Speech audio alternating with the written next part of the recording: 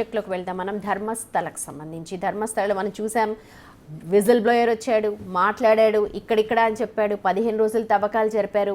ఆ లాస్ట్లో ఒక అస్థిపంజరం బయటపడింది, అది కూడా పురుషుడిది అంటున్నారు. ఆ తర్వాత ఇవాళ మొత్తం చేంజ్, సినారియో చూస్తే మొత్తం చేంజ్ అయిపోయింది. ఎవరైతే భట్, ఆ సుజాత భట్ వచ్చింది, ఆవిడ కూడా లేదు వేరే వాళ్ళు చెప్తే నేను వచ్చానని చెప్పి ఆవిడ అంటోంది. ఈయన వేరే వాళ్ళు చెప్తే నేను ప్రెషరైజ్ అయ్యి మాట్లాడాను.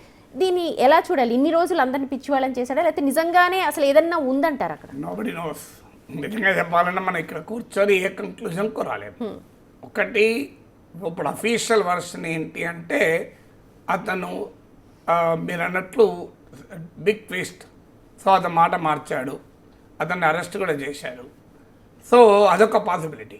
కానీ అదే సమయంలో ఇంకో పాసిబిలిటీ, అక్కడ ఇన్నేళ్ల నుంచి జరుగుతున్న ఆరోపణ. ఫస్ట్ పద్మావతి అని, పద్మలత అని 1986లోనే వాళ్ళ ఫాదరు రైతు నాయకుడు, అతను పోటీ చేస్తే అక్కడున్న land lord pressures, feudal lords Dharmasthala దేవాలయాన్ని ఆధారంగా చేసుకుని ఉండేటువంటి కుటుంబం. సో ఆ వ్యవస్థ, కుటుంబం ఒకటే కాదు, ఆ వ్యవస్థ అతన్ని పోటీ నుంచి విరమించుకోమంటే పోటీకి విరమించుకోకపోతే ఆయన కూతురుపై అత్యాచారం చేసి కాలేజీకి వెళ్ళిన అమ్మాయి మళ్ళీ తిరిగి రాదు.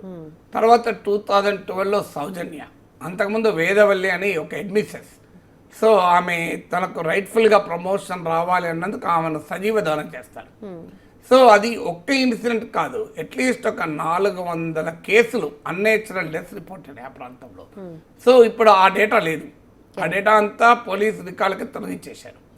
సో అందువల్ల మీకు 98 to 2014 అని ఈ విజిల్ బ్లోయర్ కంప్లైంట్. సో ఆ సైట్స్ కూడా గుర్తించడం అనేది సింప్లీ నాట్ పాసిబుల్. ఒకవేళ నిజంగా జరిగి ఉంటే, జరగాయో లేదో మనకు తెలియదు, కానీ జరిగి ఉంటే మీకు ఫారెస్ట్ గ్రోత్ ఉంటుంది, ల్యాండ్ ఎరోజన్ ఉంటుంది, అర్బనైజేషన్ ఉంటుంది, కన్స్ట్రక్షన్ యాక్టివిటీ పెరుగుతుంది, చాలా జరుగుతుంది. బట్ ఈ ఆరోపణలు మాత్రం దాదాపు 20-30 ఇయర్స్గా వస్తున్నాయి. ఇవాళ ఒక్కడిగా అంటే 2014 కన్నా ముందు ప్రధానంగా వచ్చాయి. ఈ మధ్య లాస్ట్ 10 yearsలో పెద్దగా రాలేదు, కానీ అక్కడ వాస్తవంగా ఆరోపణలు చేస్తున్న వాళ్ళలో ఏ రాజకీయ పార్టీ కూడా ధైర్యంగా అనలేరు.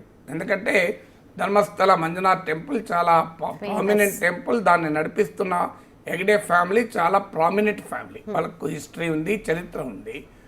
ఆయన మీద, హెగ్డే మీద, వీరేంద్ర హెగ్డే పార్లమెంట్ సభ్యుడికి కూడా ఆయన మీద కన్నా కూడా ఆయన కుటుంబ సభ్యులపైన ఆరోపణలు ఉన్నాయి. ఆయన మీద ఆరోపణలు లేవు, ఆయన కుటుంబ సభ్యులపైన ఆరోపణలు ఉన్నాయి. కానీ ఆరోపణలు నిజమాబద్ధం మనకు తెలియదు.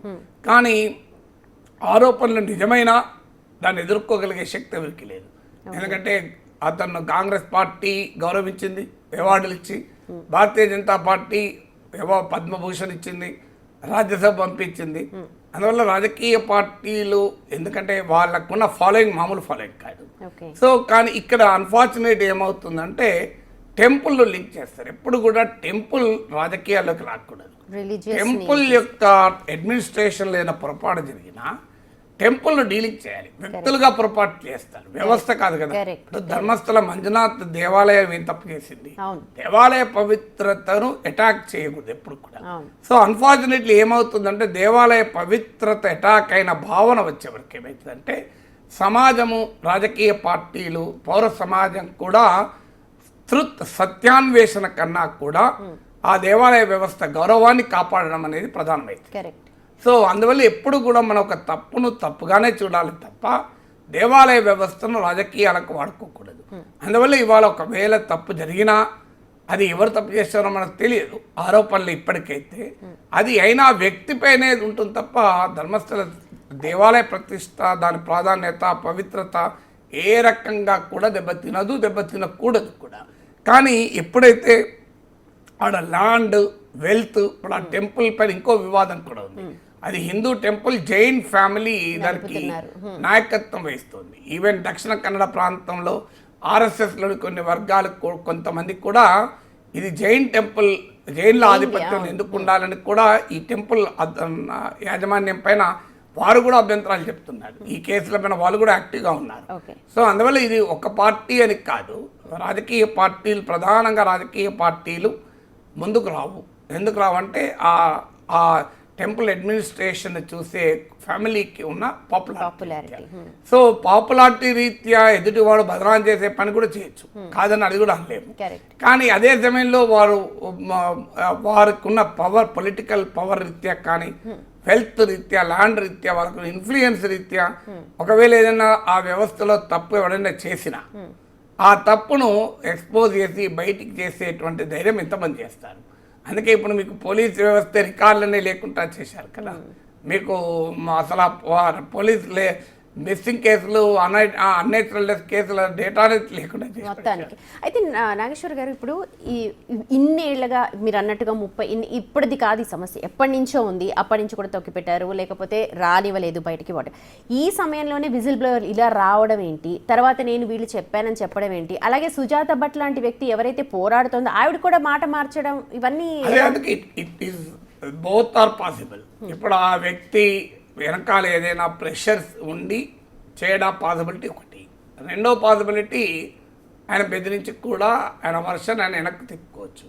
ఎందుకంటే మనం చాలా సందర్భాల్లో క్రైమ్ కేసుల్లో చూస్తుంటాం. సో మీకు కంప్లైంట్ ఇచ్చిన వ్యక్తి ఆ తర్వాత వెనక్కి కాదు అంటాడు. సో ఎందుకంటే ఇట్స్ ఏ పవర్, మీకు political power, economic power, social power, ఒక బలమైన వ్యవస్థలతో ఎదుర్కోవడం మామూలు విషయం కాదు.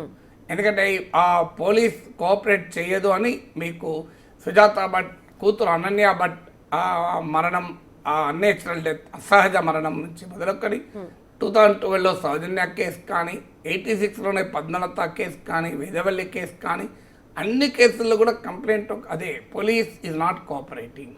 కంప్లైంట్ ఇచ్చినా ఎవడు పట్టించుకో. ఇంకొకటి, ఇప్పుడు అంత పెద్ద వ్యవస్థ అని యువతల వాళ్ళకి తెలుసు, విజిల్ బ్లోయర్కి తెలుసు, అలాగే సుజాత భట్ వీళ్ళందరికీ తెలుసు పెద్ద వ్యవస్థ, అయినా పోరాడారు, అలాగే చెప్పారు కూడా బయట వచ్చి. కానీ మళ్ళీ తర్వాత చూస్తే ద ఫస్ట్ డే ఏమన్నారు, ఇది మొత్తం సబ్సైడ్ అయిపోద్ది, కాదు ఇదంతా హంబక్, లాస్ట్లో ఏమీ తేల చూడండి అన్నారు, అదే జరిగింది.